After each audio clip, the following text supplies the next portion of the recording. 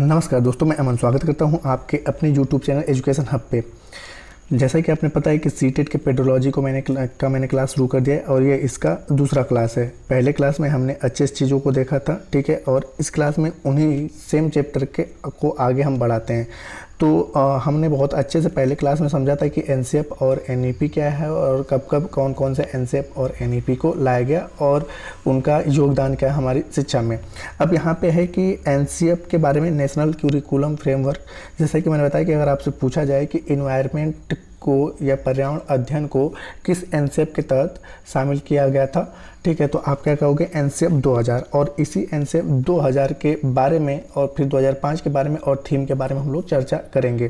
तो यहाँ पे एनसीएफ 2000 क्या कहता है, तो एनसीएफ 2000 ने कहा था कि पर्यावरण अध्ययन को शामिल किया जाए और उसका स्वरूप क्या होना चाहिए, एकीकृत होना चाहिए। जैसा कि एकीकृत होना चाहिए, ये चीज़ मैंने आपको एकीकृत के बारे में बताया था क्योंकि बच्चे, ठीक है, जो होते हैं वो इतने बड़े, उनका आईक्यू लेवल नहीं होता है कि हर एक चीज़ों को अलग अलग, एक ही चीज़ को अलग अलग स्वरूपों में जान सकें। तो इसलिए उनको किसी प्रकार का कन्फ्यूजन ना हो, इसलिए हर एक चीज़ों को एक ही साथ करके, ठीक है, उन्हें समझाने की कोशिश की गई है। और ये चीज़ कहा गया कि उन्हें एकीकृत, जैसे कि भारत का सांस्कृतिक विरासत, पर्यावरण की सुरक्षा, परिवार प्रणाली या कानून, साक्षरता या मानव अधिकार की शिक्षा की बात करें या वैज्ञानिक सोच या पोषण इत्यादि की बात करें, तो उनको एक दूसरे से रिलेट करके बात करें। जैसे कि हमारे पास ऐतिहासिक इमारतें हैं, तो ऐतिहासिक इमारतों का अपना खुद का इतिहास है, साथ ही साथ ऐतिहासिक इमारतें का हमारे जीवन में अन्य का महत्व है। तो इसको ये नहीं कि इसको एक बार इतिहास के रूप में पढ़ाएंगे, फिर अन्य महत्व के बारे में पढ़ाएंगे, फिर इन्वायरमेंट के बारे में नहीं, शुरुआती दौर में एक ही साथ सभी को पढ़ा लेंगे, ठीक है। और साथ ही साथ यहाँ पे ये चीज़ कहा गया कि एनसीएफ 2000 में ही, ठीक है, एनसीएफ 2000 में ही पहली बार कहा गया कि इन्वायरमेंट और सामाजिक विज्ञान अलग अलग विषय ना करके एक विषय के रूप में पढ़ाया जाए, ठीक है। पहली चीज़ क्या है, एकीकृत स्वरूप को अपनाया गया। दूसरा कहा गया कि अलग अलग विषय करके नहीं, ठीक है, सामाजिक विज्ञान और पर्यावरण अध्ययन को एक साथ करके पढ़ाया जाए, न कि अलग अलग करके पढ़ाया जाए। साथ ही साथ ये कहा गया इसी में कि कक्षा 1 और 2 में इन्वायरमेंट की कोई पुस्तक नहीं होगी, ईवीएस की कोई पुस्तक नहीं होगी, ठीक है। इसमें कहा गया कि कक्षा 1 और 2 में जो बच्चे हैं भाषा और गणित के माध्यम से, ठीक है, भाषा और गणित के माध्यम से, ठीक है, इन्वायरमेंट को सीख पाएंगे। अब जैसे एज ए एग्जांपल देते हैं कि अगर आप कभी भी कक्षा 1 या 2 की, ठीक है, मैथ की पुस्तकें उठाओगे ना, या भाषा की, हिंदी की पुस्तकें आप उठाओगे, जैसे मैथ के हम बारे में बात कर रहे हैं, तो मैथ में दिया रहता है कि अगर 1 रुपये में हम 1 आम खरीदते हैं तो 10 रुपये में कितने आम खरीदेंगे। तो ये आम क्या है, हमारे इन्वायरमेंट के आसपास का है। जैसे 1 रुपये मतलब एक पेड़ पे 4 बत्तख बैठे हैं और एक को मैंने गोली मार दिया तो फिर कितने बत्तख बचे। तो ये बत्तख क्या, हमारे इन्वायरमेंट के आसपास का हिस्सा है। और भाषा की बात करें, जैसे उनके कविता भी आप देखोगे, जिसने सूरज चांद बनाया, जिसने तारों को चमकाया, तो ये क्या है, जो हमारी भाषा में कविताएं भी आ रही हैं, वह क्या है, आपका आसपास के इन्वायरमेंट से है। तो अगली बात एक ये कहा गया कि कक्षा 1 और 2 में इन्वायरमेंट की कोई पुस्तक नहीं होगी क्योंकि प्राथमिक स्तर पर बच्चे भाषा और गणित के माध्यम से, ठीक है, इन्वायरमेंट को सीखते हैं। और जो इन्वायरमेंट की पुस्तक होगी किसके लिए होगी, क्लास 3, 4 और 5 के लिए होगी, न कि 1 या 2 के लिए होगी। तो ये चीज़ें आपको स्पष्ट हुई होंगी। तो इसी चीज़ को यहाँ पर हम समझने की कोशिश करें। यहाँ पे वो सारी चीज़ें आपकी लिखवाई गई हैं कि एनसीएफ 2000 में पहली बार सुझाव दिया गया कि विभिन्न विषयों के विचार और अवधारणाओं को एकीकृत किया जाए, और जैसे कि भारत की संस्कृति, विरासत, पर्यावरण की सुरक्षा, परिवार प्रणाली, कानूनी साक्षरता, मानव अधिकार, शिक्षा, वैज्ञानिक सोच का पोषण इत्यादि। साथ ही साथ एनसीएफ 2000 में पहली बार पर्यावरण अध्ययन को सामाजिक अध्ययन के साथ जोड़कर सिखाए जाने की बातें कही गई। तो जैसा कि मैंने कहा था कि 1 और 2 के बच्चों के लिए, ठीक है, अलग से कोई इन्वायरमेंट की पुस्तक नहीं होगी, वह भाषा और गणित के माध्यम से ही आसपास की चीज़ों को सीख पाएंगे। जैसा कि यहाँ पर लिखा गया, इसे भाषा और गणित के विषय के साथ एकीकृत पढ़ाने के लिए कहा गया है और गणित की सामग्री बच्चों के नज़दीकी पर्यावरण के चारों ओर से बनाई जानी है। अगला जो कह रहा है कि कक्षा 3 व 5 में बच्चों को पर्यावरण और उनके प्राकृतिक और सामाजिक रूप में विभक्त न करते हुए संपूर्ण विषय को एक रूप में पढ़ाने के लिए कहा गया है। तो ये था आपका एनसीएफ 2000। अब देखते हैं एनसीएफ 2005 में। तो जैसा कि मैंने कहा कि सबसे पहले पर्यावरण के एकीकृत स्वरूप को किसने अपनाया था, तो 2000 ने अपनाया था। और इसको सशक्त रूप से किसने अपनाया कि उसी स्वरूप में आगे बढ़ाने का कार्य किसने किया, तो एनसीएफ 2005 ने किया। अब एनसीएफ 2005 में कहा गया कि प्राथमिक कक्षाओं में पर्यावरण अध्ययन को एकरत रूप में ही सशक्त रूप से पढ़ाने का बल, मतलब कि जिस प्रकार से 2000 ने कहा था उसी चीज़ को एकरत रूप में, मतलब कि उसी प्रकार से समान रूप से, ठीक है, आगे बढ़ाने के लिए किसने कहा, 2005 ने कहा। साथ ही साथ कक्षा 1 और 2 में पर्यावरण संबंधी कौशल एवं सलाहकार को भाषा के द्वारा संबोधन या संस्तुति करने की बात ही की गई।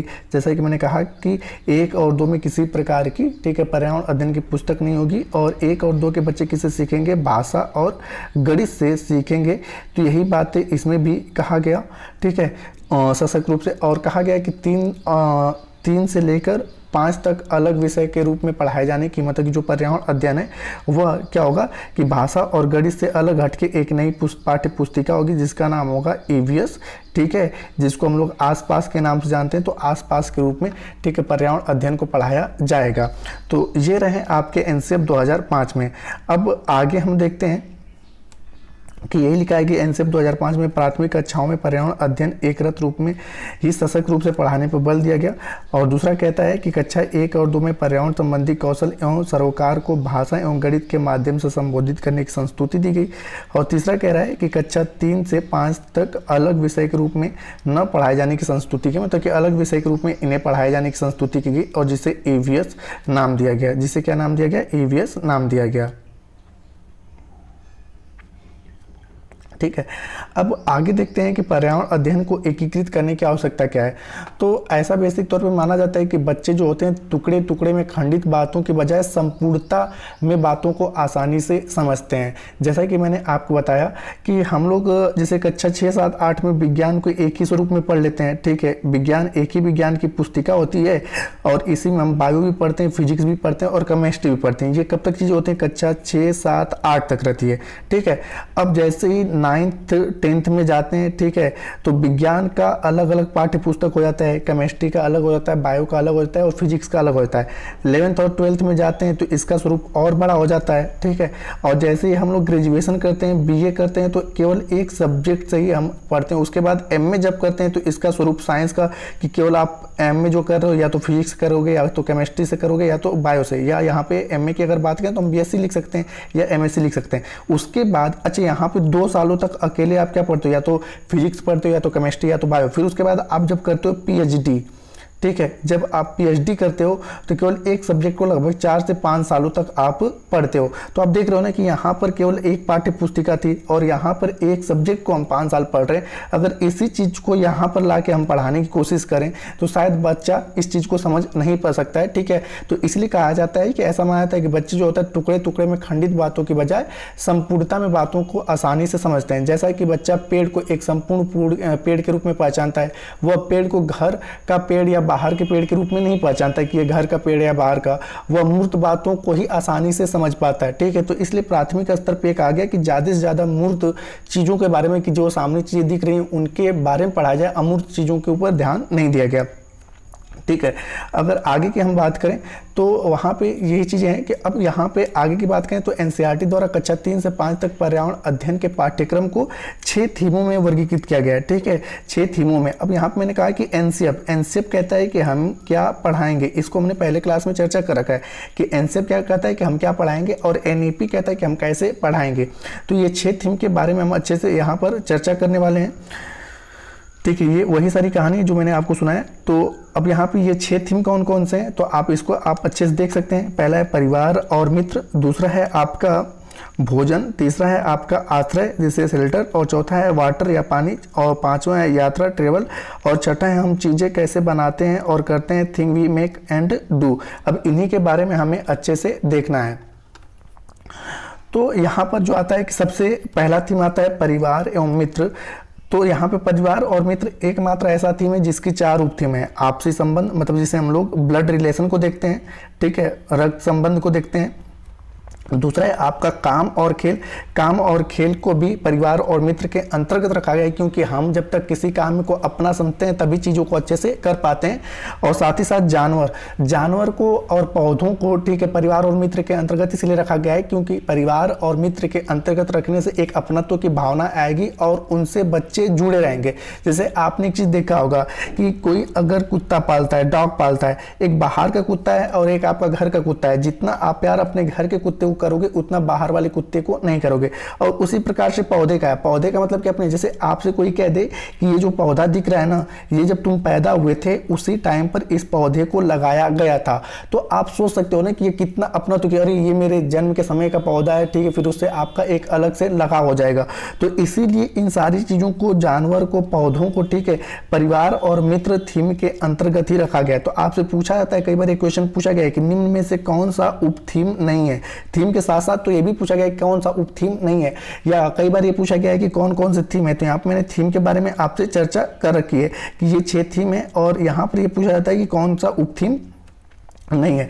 अब जैसे यहाँ पे सबसे पहले पौधे और जानवर को देखते हैं, तो पौधे और जानवर परिवार और मित्र प्रकरण में सोच समझकर शामिल किए गए हैं, यह स्पष्ट करने के लिए कि मानव पौधे और जीव जंतुओं के साथ प्रगाढ़ संबंध रखते हैं, जैसा कि मैंने आपसे बताया, और हम उनके बारे में पूर्ण एवं संगठित वैज्ञानिक और सामाजिक नजरिए से पढ़ने की हमें आवश्यकता है।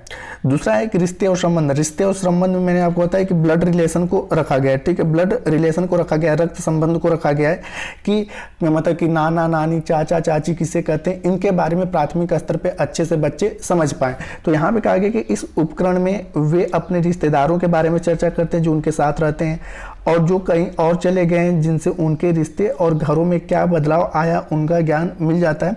वह सोचते हैं कि अपने रिश्तेदारों में कौन कौन प्रशंसा के पात्र हैं, किन किन गुणों या कौशलों के कारण संबंध तथा परिवारों से बच्चे अपनेपन तथा प्रेम की भावना का विकास होता है। अब जैसे इसी में हमें आगे चलकर चर्चा करना, मतलब हालांकि ये शिक्षण का विषय है, लेकिन कंटेंट में यहीं से आपके आनुवंशिकता का भी क्वेश्चन आता है, ठीक है, आनुवंशिकता का भी क्वेश्चन आता है। अब इसी में जो है अगला है कि काम तथा खेल। तो इस उपक्रम में उन्हें यह पता चलता है कि परिवार या पड़ोस के कुछ लोग काम करते हैं और कुछ काम नहीं करते हैं। इससे उन्हें लिंग भेद पर आधारित भूमिकाओं को भावात्मक रूप से समझने में सहायता। जैसे आपने पता है कि हमारे समाज में कुछ चीज़ें बना दी गई हैं कि यह काम केवल लड़के कर सकते हैं और यह काम केवल लड़कियां कर सकती हैं। तो इससे उन्हें जेंडर रूढ़िवादिता का जो उनके दिमाग में चीज़ें, उसको हम पहले क्लियर करेंगे कि ऐसा कोई चीज़ नहीं, कोई काम केवल लड़का या लड़की कर सकता है। दूसरी चीज़ है कि यहीं से आपके एग्जाम में आता है कि कौन से वर्ग कौन सा काम करता है, तो इसके बारे में भी बच्चे, जैसे कि बढ़ई का काम क्या है, लोहार का काम क्या है, डॉक्टर का काम क्या है, तो उनके पेशे के बारे में भी यहाँ से क्वेश्चन पूछता है। और साथ ही साथ जो जेंडर रूढ़िवादिता है उनको भी यहाँ पर दूर करने की कोशिश की गई है। अब अगला है भोजन। तो आपने पता है कि भारत एक विविधता वाला देश है, ठीक है, भारत एक विविधता वाला देश है। आप जैसे जैसे क्षेत्रों में जाओगे वहाँ पर, ठीक है, अलग अलग भोजन, ठीक है, हमें देखने को मिलता है। जैसे कि आप बेसिक तौर पे पश्चिम बंगाल में चले जाओ तो यहाँ पर ज़्यादातर फेमस क्या है, मछली भात है, ठीक है। आप गुजरात में जाते हो तो यहाँ पे ढोकला चटनी है। उत्तर भारत में मतलब आपका सामान्य जो भोजन आता है उत्तर भारत में कि रोटी चावल दाल, ठीक है। पंजाब में अलग भोजन आपको देखने को मिलेगा, ठीक है। उसी तरह से केरल तमिलनाडु में अलग भोजन देखने को मिलेगा।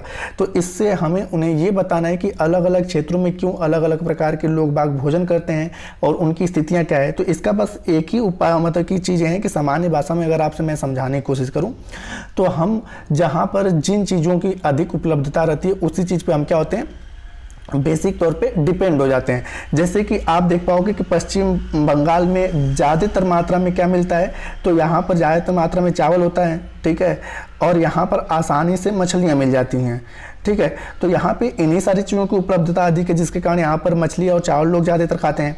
पंजाब में बहुत अधिक मात्रा में जो होता है गेहूँ होता है, ठीक है। तो यहाँ पर गेहूं या मक्का होता है, तो यहाँ पे मक्के की रोटी और सरसों का साग काफ़ी फेमस है। उत्तर भारत में जहाँ पे हम उत्तर प्रदेश में रहते हैं तो यहाँ पे बेसिक तौर पे समान मात्रा में चावल भी हो जाता है, समान मात्रा में गेहूं भी हो जाता है, इसलिए यहाँ पर, ठीक है, गेहूं चावल मतलब कि रोटी और चावल समान मात्रा में खाते हैं। आप तटवर्ती क्षेत्रों में चले जाओगे तो यहाँ पर बहुत अधिक मात्रा में क्या होता है, चावल होता है। तो ये सारी डाइवर्सिटी हमें बच्चों को बताना है, ठीक है, कि क्यों अलग अलग क्षेत्रों में अलग अलग प्रकार के भोजन मिलते हैं। तो उसका सामान्य सा कारण ये है कि जहाँ पर जिस चीज़ की उपलब्धता होती है लोग बाग उसी के ऊपर डिपेंड रहते हैं। तो इसके बारे में हमें भोजन के बारे में बताना है, ठीक है। तो इसको भी हम अच्छे से पढ़ेंगे, कहाँ पे किस प्रकार के भोजन, हालांकि शिक्षण का है, कंटेंट की जो चीज़ें रहेंगी वहाँ पर हम आपको शिक्षण में हल्का फुल्का लेकर चलते रहेंगे। तो यहाँ पर लिखा गया है कि इस थीम में भोजन के स्वाद, उससे पाचन, पकने के तरीके और साथ ही साथ संरक्षण, कुछ फल सब्जियों जो बाहर से हैं उनके बारे में बताया गया है। जैसे कि आपसे पूछा गया है कई बार कि मिर्च कहाँ से आया, और यहीं से आपका जो क्वेश्चन पूछा जाता है पाचन की, मतलब कि भोजन का पाचन कहाँ से शुरू होता है, ठीक है, जल का अवशोषण कहाँ पे होता है, भोजन का अवशोषण कहाँ पे होता है। तो इस थीम के जरिए, ठीक है, यहाँ पर इन सारी चीज़ों के बारे में बताने की कोशिश की गई है। अगला है आश्रय। तो आश्रय से भी अच्छे खासे क्वेश्चन की, मैंने जैसे कहा कि जहाँ पे जिस चीज़ की उपलब्धता होती है उसी प्रकार से हम अपना भोजन करते हैं, उसी प्रकार से हम अपना आश्रय बनाते हैं। अब जैसे पहाड़ी क्षेत्रों में आसानी से पत्थर उपलब्ध होते हैं। पहाड़ी क्षेत्रों की अगर बात करें तो जैसे आप हिमाचल प्रदेश में चले जाइए, ठीक है, तो ये क्या है, आपका एक तरह से पहाड़ी क्षेत्र है। तो अब यहाँ पर ईंट और बालू के मकान बनाना काफ़ी कॉस्टली हो जाएगा, ठीक है। तो इसलिए मतलब पहाड़ी क्षेत्रों में पहाड़ आसानी से उपलब्ध होते हैं, इसलिए यहाँ पर कैसे घर हमें देखने को मिलते हैं, पहाड़ के, ठीक है। लद्दाख या जम्मू कश्मीर में पत्थर के घर, या हिमाचल प्रदेश में हमें पत्थर के घर देखने को मिलते हैं। साथ ही साथ अगर असम की बात की जाए, ठीक है, तो असम में जो होता है कि यहाँ पर आसानी से बांस उपलब्ध है और बहुत अधिक मात्रा में यहाँ पर हमेशा बाढ़ आते रहते हैं। तो यहाँ पे आसानी से बांस उपलब्ध है, इसलिए असम में कैसे घर बनाए जाते हैं, बांस के घर बनाए जाते हैं। मैदानी क्षेत्रों में आसानी से, मैदानी क्षेत्रों की अगर बात की जाए, जैसे उत्तर भारत की बात की जाए, तो यहाँ पे ईंट बालू आसानी से उपलब्ध हैं, तो यहाँ पर ईंट बालू के घर आपको देखने को मिलते हैं। रेगिस्तानी क्षेत्रों में जो होता है बहुत अधिक मात्रा में गर्मी पड़ती है, और ईंट और बालू के अगर घर बनाए जाएं तो टेम्परेचर और बढ़ जाता है, इसलिए रेगिस्तानी क्षेत्रों में जो होता है वो किसका घर बनता है, मिट्टी का। और इनके छत किसके होते हैं, तो झाड़ियों के इनके छत होते हैं, जिससे कि गर्मियां बहुत अधिक न लगे। तो जैसा जहाँ पे परिस्थितियां होती हैं उस प्रकार के वहाँ पे हमें घर देखने को मिलते हैं। तो हमें विभिन्न सारे आश्रय के बारे में यहाँ से जो आपका होता है कंटेंट में क्वेश्चन पूछे जाते हैं, ठीक है। तो आश्रय को हमें देख लेना है। अब जैसे कि यहाँ पर लिखा गया है कि इस थीम के अंतर्गत विभिन्न जगहों के आवास, लोगों का रहन सहन और उसका पहनावा आदि के बारे में चर्चा किया गया है। तो रहन सहन के अकॉर्डिंग पहनावा भी, कि जहाँ पर बहुत अधिक मात्रा में गर्मी, जैसे कि बेसिक तौर पे जम्मू कश्मीर में अधिक मात्रा में ठंडी पड़ती है, तो वहाँ पे हमेशा लोग वूलन कपड़े पहनते हैं। दक्षिण भारत में ज़्यादातर गर्मी पड़ती है, इसलिए वहाँ पर लोग खुले कपड़े पहनते हैं, धोती कुर्ता पहनते हैं, ठीक है, और खास करके उनका कलर कैसा होता है, व्हाइट होता है। और हम उत्तर भारत की बात करें तो यहाँ पे गर्मी और ठंडी समान मात्रा में पड़ती है, तो जब गर्मी आती है तो गर्मी जैसे कपड़े पहनते हैं, और ठंडी आती है तो ठंडी जैसे कपड़े पहनते हैं। अगला जो है पानी, तो पानी वर्तमान समय में सबसे इंपॉर्टेंट है। तो इसके बारे में बेसिक तौर पे है कि इस थीम के अंतर्गत पानी के महत्व, उनके स्रोतों और उनसे होने वाली बीमारियों के बारे में चर्चा की। जैसे यहाँ पे सबसे अधिक यहाँ से जो क्वेश्चन पूछा गया, मलेरिया से क्वेश्चन पूछा गया है। तो आपने पता है कि जल दिवस के बारे में, जल हमारे लिए क्यों इंपॉर्टेंट है, तो आप बच्चों को ये समझाने की कोशिश करोगे कि सुबह उठने से लेकर रात को सोने तक लगभग हम जो भी क्रियाएं करते हैं वह किससे संबंधित होता है, पानी से संबंधित होता है। और अगला जो थीम है वो है यात्रा। तो यात्रा के अंतर्गत, इस थीम के अंतर्गत यात्रियों के अनुभव और पुरानी ऐतिहासिक इमारतों की डिजाइन, धातुओं के प्रयोग आदि विषय पर चर्चा की गई। जैसे कि आपका अलबर्नी के बारे में कई बार पूछा गया है कि अलबर्नी कौन था, कहाँ से आया था, उज्बेकिस्तान का निवासी था। कई सारे यात्री आए तो भारत के विभिन्न सारे मतलब कि जो ऐतिहासिक इमारतें उनके बारे में चर्चा की, तो उनका महत्व क्या है हमारे जीवन में, ठीक है। तो बेसिक तौर पर हम इतिहास से अपने आप को, हमारा अगर गौरवपूर्ण इतिहास रहा है तो उसको पढ़कर हम अपने आप को गौरवान्वित महसूस करते हैं। जैसे कि बेसिक तौर पर कि आपके घर में कोई व्यक्ति पहले IAS या IPS रहा हो, ठीक है, तो आप अपने आप को ये कहते हो ना कि हमारे दादाजी या हमारे पिताजी क्या थे, IAS, तो अपने आप को एक गर्व फील होता है। तो हम अपने इतिहास को जब पढ़ते हैं और उसमें जब ऐसी कोई गर्व वाली बातें आती है तो हम अपने आप को गौरवान्वित महसूस करते हैं। तो यात्रा थीम के अंतर्गत इन चीज़ों को शामिल किया गया है। और अगला है कि चीज़ें हम जो बनाते हैं और करते हैं, तो इसके अंतर्गत, इस थीम के अंतर्गत अवधारणाओं में होने वाली तकनीकियों या प्रक्रिया आदि के विषय में चर्चा की गई है। तो ये आपके 6 थीम रहे, ठीक है, और उसको मैंने अच्छे समझाया। और ये अभी आपका चल रहा था कि पर्यावरण अध्ययन का अवधारणा एवं क्षेत्र के अंतर्गत ही हम पढ़ा रहे थे, और इसका दूसरा क्लास था। तो उम्मीद करता हूँ कि आपको ये वीडियो पसंद आया होगा। वीडियो पसंद हो तो वीडियो को लाइक करें, कमेंट करें तथा अपने दोस्तों के साथ शेयर करें, और चैनल पर नए हैं तो चैनल को सब्सक्राइब अवश्य कर लें। तथा इस PDF को, ठीक है, इसलिए मैं चीज़ों को समझाते हुए और नीचे पूरा एक्सप्लेन में लिखा भी हूँ कि PDF को भी आप प्राप्त कर सकते हैं आसानी से। आप हमारे टेलीग्राम को ज्वाइन कर सकते हैं, जिसका लिंक वीडियो के डिस्क्रिप्शन में दिया हुआ है। तो वीडियो के अंत तक बने रहने के लिए धन्यवाद। मिलते हैं जल्दी नेक्स्ट वीडियो में।